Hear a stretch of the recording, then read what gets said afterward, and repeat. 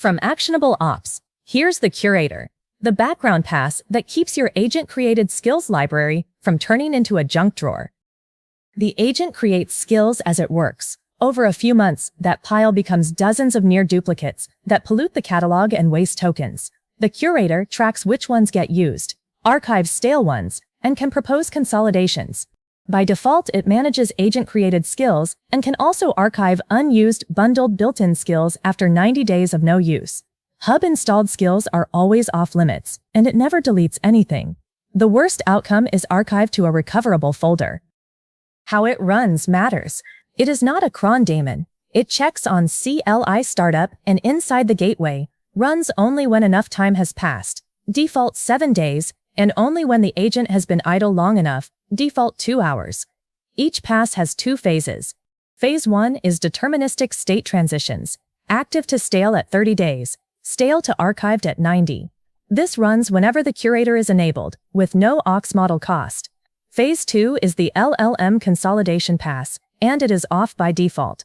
You opt in with curator.consolidate true, or run it once with Hermes curator run -- consolidate. Here is the critical first run move. The curator does not run immediately on install. The first observation seeds last run to now, which gives you one full interval to review before it touches anything. Use that interval. Run Hermes curator run -- dry run to see what the curator would propose, then pin anything you do not want touched. The safety net underneath all of this is solid.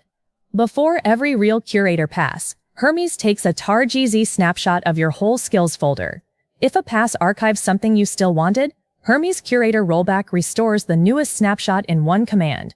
The rollback itself is reversible too, because it snapshots before replacing.